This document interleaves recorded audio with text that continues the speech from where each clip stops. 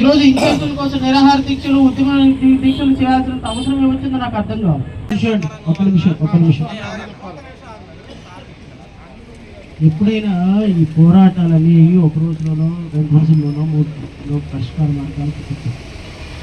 దయచేసి మీరు అందరూ కూడా శాంతియుతంగా ఒకవేళ ప్రభుత్వం లేపటానికి ప్రయత్నం చేస్తే సావనీన చస్తానని ఇక్కడ నుంచి లేచే ప్రసక్తి లేదు అనేటువంటి ఇండికేషన్ మాత్రం పూర్తి స్థాయిలో పోలీసులకు ఇవ్వాలి.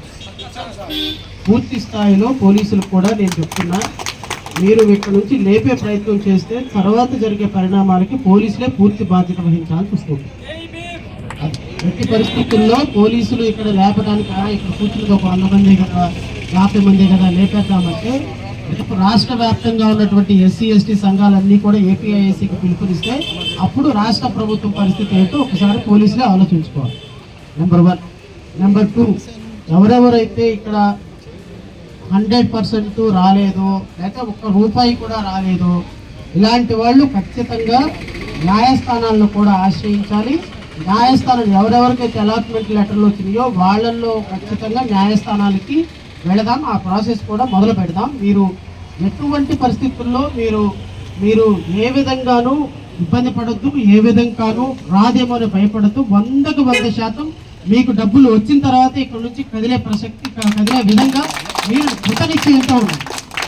మీరు నిశ్చయంగా ఉంటే ఎందుకంటే మన సమస్యలు మనం తప్ప ఇంకెవరు పరిష్కరించుకునే పరిస్థితి ఉండదు. మనకై సమస్య మనది, మనమే పరిష్కరించుకోవాలి. మన సమస్యకి ఇంకొకళ్ళు వచ్చి పరిష్కరిస్తారు అని ఎదురు చూడటం పొరపాటు. మీరు కూర్చోండి, మేము అందరూ ఉన్నాం. ఎంతవరకు జరుగుతుందో అంతవరకు చూద్దాం. చట్ట ప్రకారం వెళ్దాం, న్యాయం ప్రకారం వెళదాం. మన దాంట్లో నిజాయితీ ఉంది. నిజాయితీ ఉంటే పోలీసులకు ఏపీఐఎస్ అధికారులకు భయపడాల్సిన అవసరం ఏమీ లేదు. ఒకవేళ వాళ్ళు లేపాల్సిన ప్రయత్నం చేస్తే లేపనేయండి. ఎంతవరకు లేపుతారో ఏంటో దాని మీద చూద్దాం, అందులో డౌట్ లేదు.